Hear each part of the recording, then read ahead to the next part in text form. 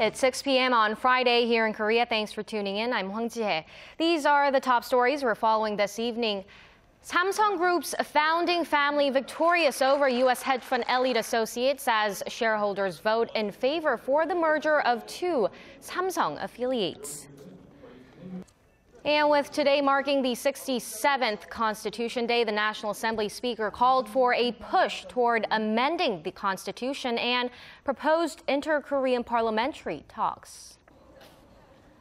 The 19th Busan International Fantastic Film Festival is officially underway here in Korea, featuring more than 200 movies from 45 countries across the world.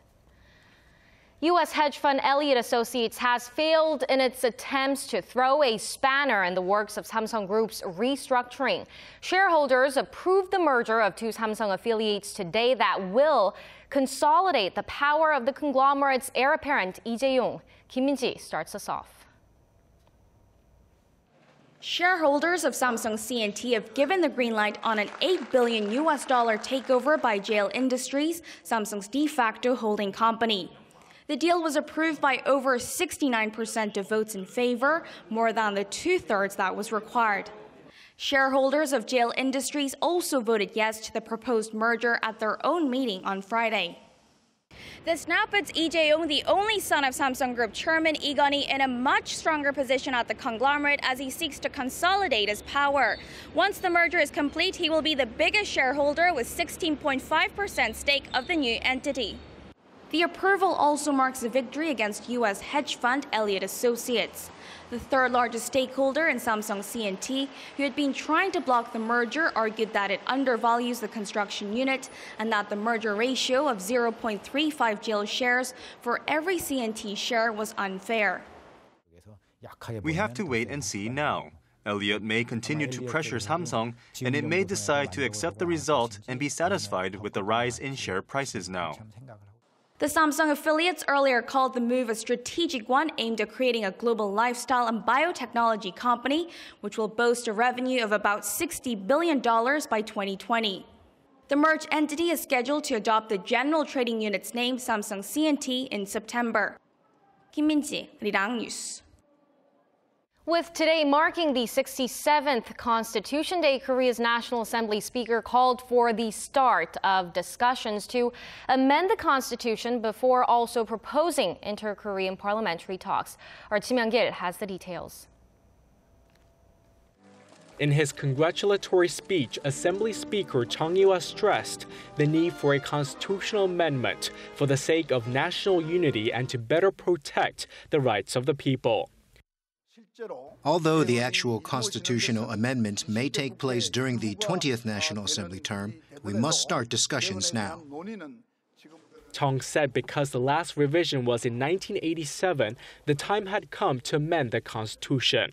He added that South Korea needed an updated constitution relevant to the current times, which could facilitate the implementation of national tasks to fulfill the country's vision of the future.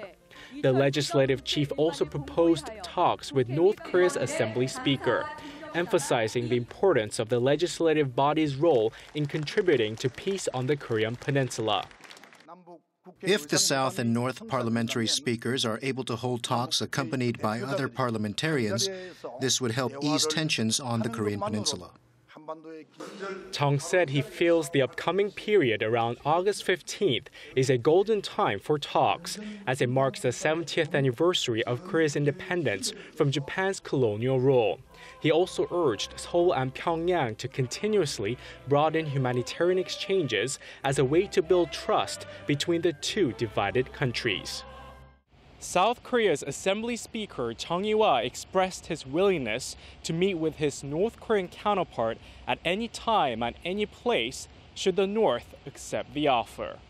Kim Young-gil, Arirang News.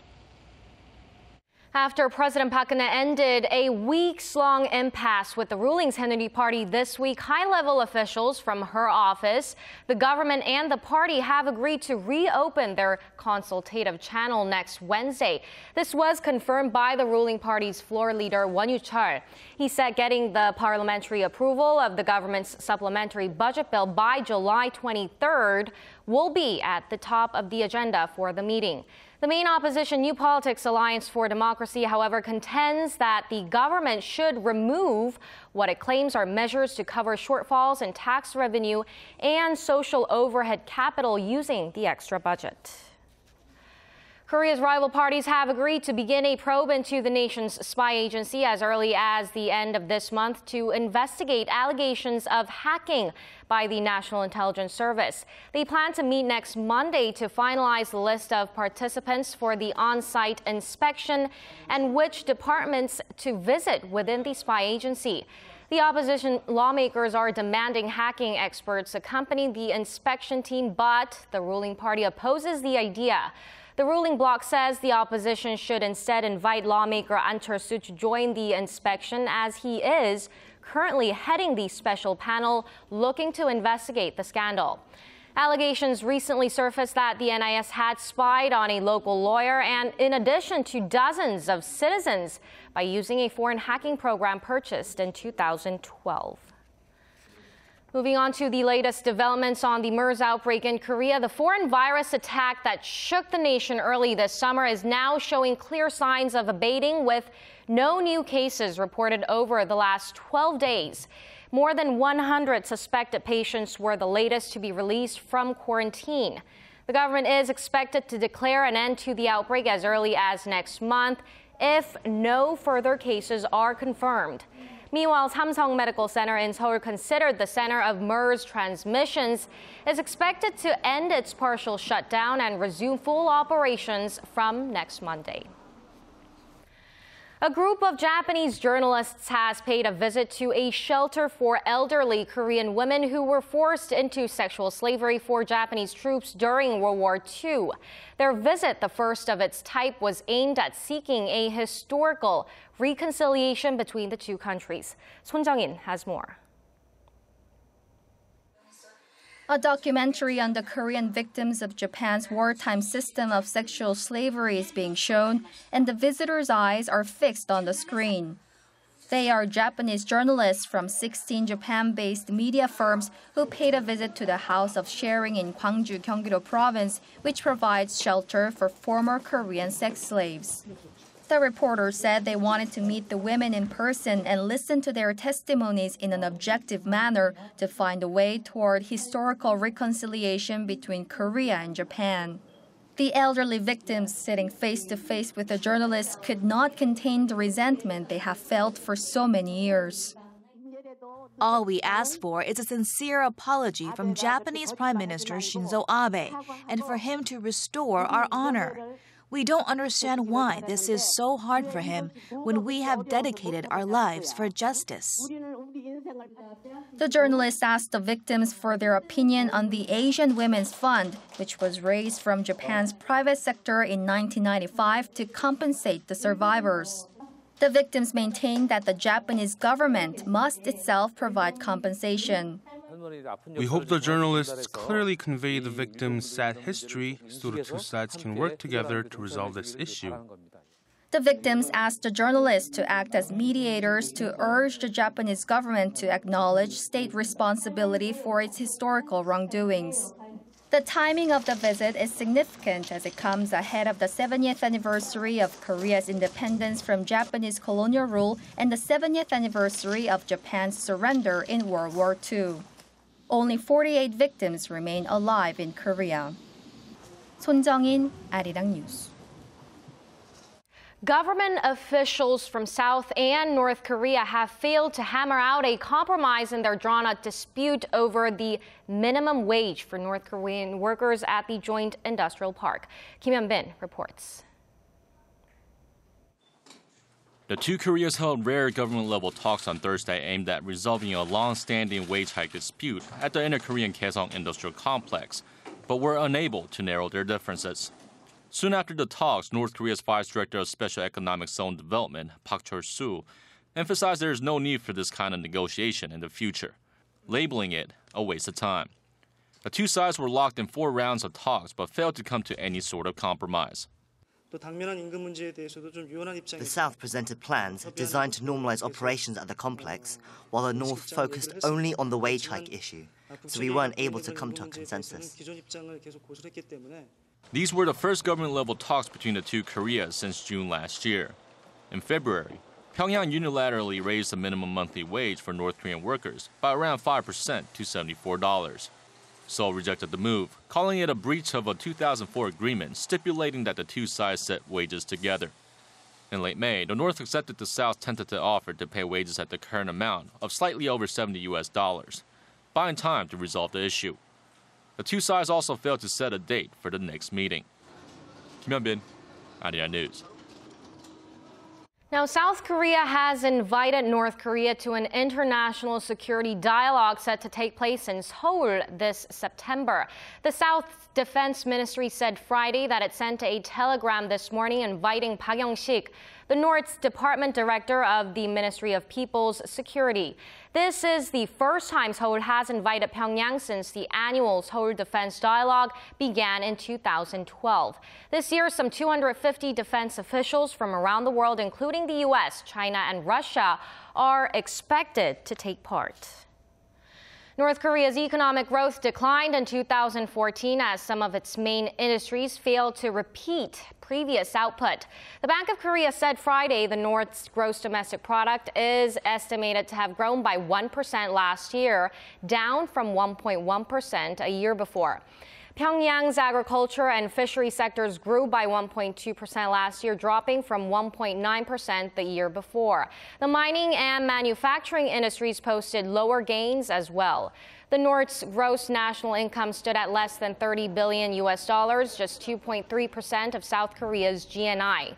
The central bank has been monitoring North Korea's economic status since 1991 to evaluate economic feasibility and competitiveness and to prepare Seoul for the economic ramifications of reunification.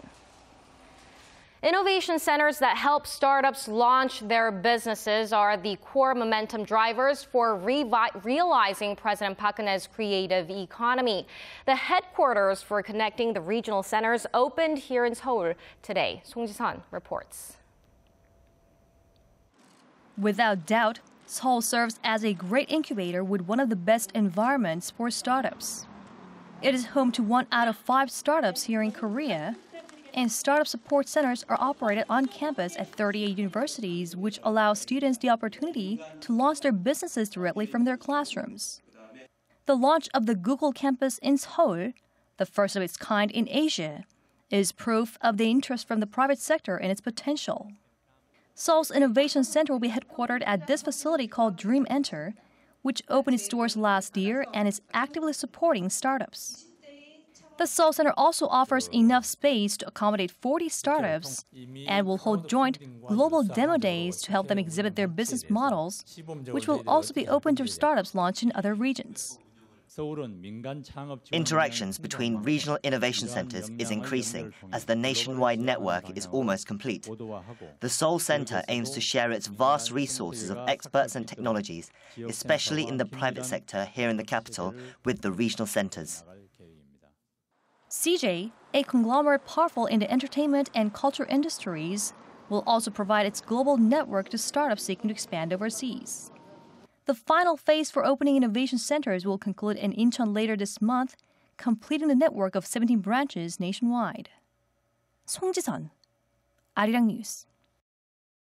The curtain has gone up on one of Korea's most glamorous events of the year, the Bucheon International Fantastic Film Festival.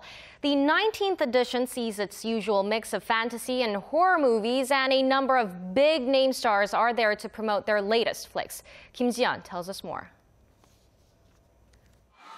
Love, mystery, and adventure perfectly sums up the films at this year's Bucheon International Fantastic Film Festival. During the 11-day event, 235 films from 45 countries will be featured, ready to captivate the audience. The festival, also known as BFIN, is all about genre films with a focus on fantasy and horror.